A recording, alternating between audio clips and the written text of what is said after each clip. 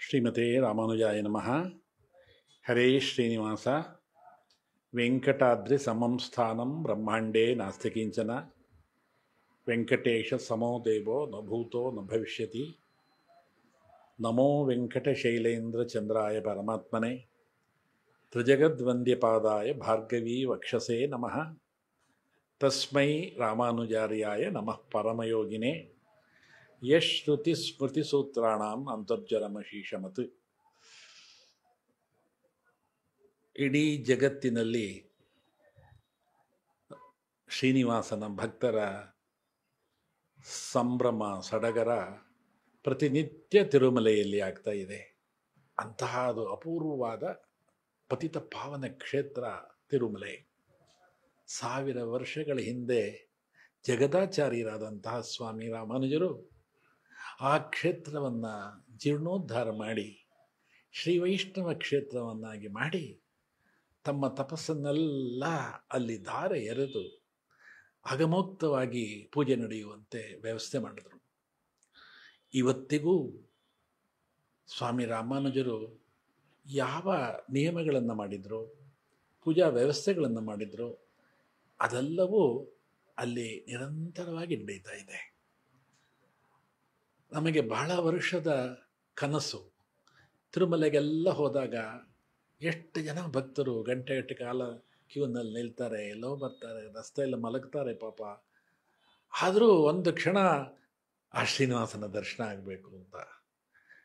ಆವಾಗ ನಮಗೊಂದು ಯೋಚನೆ ಬಂತು, ಇದೇ ತಿರುಮಲೆ ಶ್ರೀನಿವಾಸನ ಥರ ದೇವಸ್ಥಾನದ ಪ್ರತಿರೂಪವಾಗಿ ಕರ್ನಾಟಕದಲ್ಲಿ ಎಲ್ಲಾದರೂ ಒಂದು ಕಡೆ ಒಂದು ದೇವಸ್ಥಾನದ ನಿರ್ಮಾಣ ಆದರೆ ಇಲ್ಲಿಯ ಭಕ್ತರೆಲ್ಲರೂ ಸುಲಭವಾಗಿ ಬಂದು ನಮ್ಮ ಸ್ವಾಮಿಯನ್ನು ದರ್ಶನ ಮಾಡಬಹುದು ಅನ್ನುವಂಥ ಶುಭ ಇಚ್ಛೆ ನಮಗೆ ಬಂದಿತ್ತು.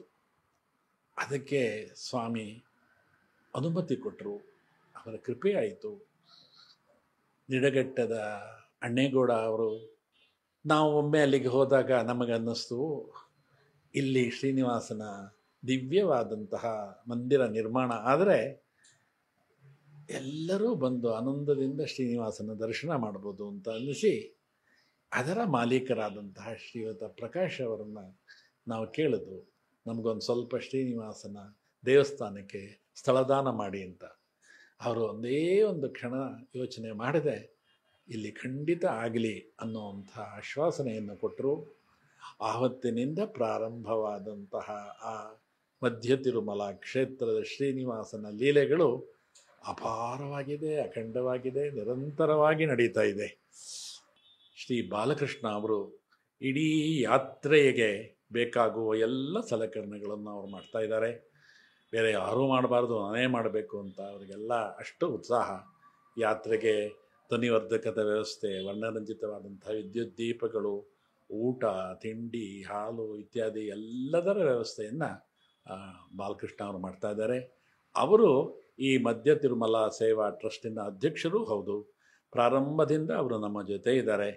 ಅವರೇ ಈ ಉತ್ಸವದ ರೂವಾರಿಗಳು. ಅವರಿಗೂ ಶ್ರೀನಿವಾಸನ ಪರಿಪೂರ್ಣ ಅನುಗ್ರಹ ಇರಲಿ. ಇದೀಗ ಸ್ವಾಮಿಯ ಅದ್ಭುತವಾದಂತಹ ಸುಂದರವಾದಂತಹ ಮಂದಸ್ಮಿತ ವನದಿನಿಂದ ಕೂಡಿರುವಂತಹ ಎತ್ತರದ ಶ್ರೀನಿವಾಸ ಸಿದ್ಧವಾಗಿದ್ದಾನೆ ಬಿಡದಿಯಲ್ಲಿ. ಆ ಶ್ರೀನಿವಾಸ ಈಗ ತನ್ನ ಸ್ವಕ್ಷೇತ್ರವಾದಂತಹ ಮಧ್ಯ ತಿರುಮಲೆಗೆ ಸಂಭ್ರಮದ ವಾತಾವರಣದಲ್ಲಿ ಬಿಜಿ ಮಾಡಿಸ್ತಾ ಇದ್ದಾನೆ. ಜುಲೈ 1ನೇ ತಾರೀಕು ಬಿಡದಿಯಲ್ಲಿ ಬೆಳಗ್ಗೆಯಿಂದ ಪೂಜಾ ಕೈಂಕರ್ಯಗಳೆಲ್ಲ ನಡೆದು 10:30 ಗಂಟೆಗೆ ಬಿಡದಿಯಿಂದ ವಿಶೇಷವಾದಂತಹ ಅಲಂಕೃತವಾದಂತಹ ವಾಹನದಲ್ಲಿ ಸ್ವಾಮಿಯ ಪತಿತ ಪಾವನ ಕ್ಷೇತ್ರವಾದಂತಹ ತಿರುಮಲೆ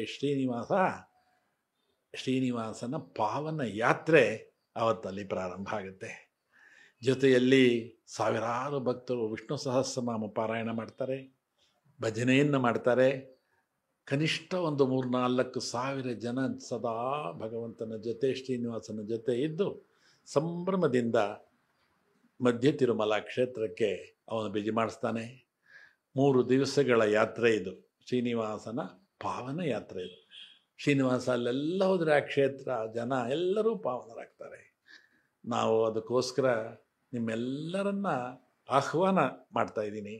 ನೀವೆಲ್ಲ ಜುಲೈ 1ರಿಂದ 3 ದಿವಸಗಳ ಕಾಲ ಅಲ್ಲಿ ನಡೆಯುವಂಥ ಈ ಪಾವನ ಯಾತ್ರಾ ಶ್ರೀನಿವಾಸ ಪಾವನ ಯಾತ್ರಕ್ಕೆ ಭಾಗವಹಿಸಿ ಶ್ರೀನಿವಾಸನ ವಿಶೇಷ ಅನುಗ್ರಹಕ್ಕೆ ಪಾತ್ರರಾಗಿ ಜೊತೆಯಲ್ಲಿ ಬರುವಂತಹ ಪಾದಯಾತ್ರೆಗಳೆಲ್ಲರಿಗೂ ಕುಡಿಯುವ ನೀರಿನ ವ್ಯವಸ್ಥೆ, ಹಾಲಿನ ವ್ಯವಸ್ಥೆ, ಪ್ರಸಾದದ ವ್ಯವಸ್ಥೆ ಅದೆಲ್ಲದನ್ನು ಮಧ್ಯ ತಿರುಮಲ ಕ್ಷೇತ್ರದಲ್ಲೇ ಮಾಡ್ತಾ ಇದ್ದಾರೆ ನಮ್ಮ ಭಕ್ತರೆಲ್ಲ. ತುಂಬ ಉತ್ಸಾಹ ಎಲ್ಲರಿಗೂ. ಸಾವಿರಾರು ಕಾರ್ಯಕರ್ತರು, ಸ್ವಯಂ ಸೇವಕರು ಈ ಕಾರ್ಯಕ್ಕೋಸ್ಕರ ಈಗಾಗಲೇ ಬಂದು ಕೆಲಸ ಮಾಡ್ತಾ ಇದ್ದಾರೆ. ಸ್ವಾಮಿ ಅವತ್ತು ಸಂಜೆ ಗೋಧೋಳಿ ಲಗ್ನದಲ್ಲಿ ಮಧ್ಯ ತಿರುಮಲ ಕ್ಷೇತ್ರವನ್ನು ಪ್ರವೇಶ ಮಾಡ್ತಾನೆ. ಇನ್ನು ಆವತ್ತಿನಿಂದ ಆ ಸ್ಥಳದ ವಿಶೇಷತೆಯೇ ಬೇರೆ ಆಗಿಬಿಡುತ್ತೆ. ಆ ಪಾವನ ಕ್ಷೇತ್ರವಾಗುತ್ತೆ. ಇಡೀ ಕರ್ನಾಟಕದಲ್ಲೇ ಮಧ್ಯ ತಿರುಮಲ ಪಾವನ ಕ್ಷೇತ್ರವಾಗಿ ಲಕ್ಷಾವಧಿ ಭಕ್ತರನ್ನು ತನ್ನ ಕಡೆಗೆ ಆಕರ್ಷಿಸ್ತಾ ಅವರೆಲ್ಲರಿಗೆ ಅನುಗ್ರಹ ಮಾಡ್ತಾನೆ. ನೀವು ಖಂಡಿತ ಈ 3-4 ದಿವಸಗಳ ಕಾಲ ನಮ್ಮ ಜೊತೆ ಇರಬೇಕು. 6ನೇ ತಾರೀಕು ಜಲಾದಿವಾಸದಲ್ಲಿ ಸ್ವಾಮಿಯಲ್ಲಿ ವಿಶ್ರಾಂತಿ ಪಡೀತಾನೆ. ಆಮೇಲೆ ಒಂದೊಂದು ವಾಸಗಳನ್ನೆಲ್ಲ ಮಾಡಿ ಮುಂದಿನ ವರ್ಷ ಮಾಘ ಮಾಸದಲ್ಲಿ ಆ ಶ್ರೀನಿವಾಸನ ಪ್ರತಿಷ್ಠಾಪನೆ ಆಗಮೋಕ್ತವಾಗಿ ನಡೆಯಬೇಕು ಅಂತ ನಮ್ಮೆಲ್ಲ ಭಕ್ತರು, ಇದರ ಕಾರ್ಯಕರ್ತರೆಲ್ಲ ಯೋಚನೆ ಮಾಡಿದ್ದಾರೆ. ಎಲ್ಲ ಭಕ್ತರಿಗೂ ಅಭಿನಂದನೆಗಳನ್ನು ಹೇಳ್ತಾ ಈ ಶ್ರೀನಿವಾಸನ ಪಾವನ ಯಾತ್ರೆ ಮೋಘವಾಗಿ ನಡೀಲಿ, ಎಲ್ಲರೂ ಭಾಗವಹಿಸುವಂತಾಗಲಿ. ಮುಂದೆ ನಿರ್ಮಾಣ ಆಗ್ತಾ ಇರುವಂತಹ ಮಧ್ಯ ತಿರುಮಲ ಕ್ಷೇತ್ರದ ಶ್ರೀನಿವಾಸನ ದಿವ್ಯವಾದಂತಹ ಮಂದಿರ ಆದಷ್ಟು ಬೇಗ ನಿರ್ಮಾಣ ಆಗಿ ಪ್ರತಿಷ್ಠಾದಿ ಕೆಲಸಗಳೆಲ್ಲ ಆಗಲಿ.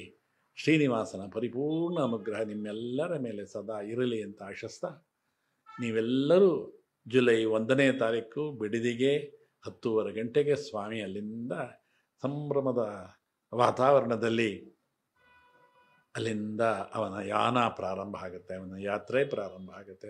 ರಸ್ತೆಗಳಲ್ಲಿ ನೂರಾರು ಭಕ್ತರು ಆ ಸ್ವಾಮಿಯನ್ನು ದರ್ಶನ ಮಾಡ್ತಾರೆ, ಪೂಜೆ ಸಲ್ಲಿಸ್ತಾರೆ. ಈ ಒಂದು ವಿಶೇಷ ಉತ್ಸವಕ್ಕೆ ನಿಮ್ಮೆಲ್ಲರನ್ನು ನಾನು ಹೃತ್ಪೂರ್ವಕವಾಗಿ ಸ್ವಾಗತ ಮಾಡ್ತಾ ಇದ್ದೀನಿ. ಲೋಕ ಸಮಸ್ತ ಸುಖಿನೋ ಭವಂತು. ಶ್ರೀಮತೆ ರಾಮಾನುಜಾಯ ನಮಃ.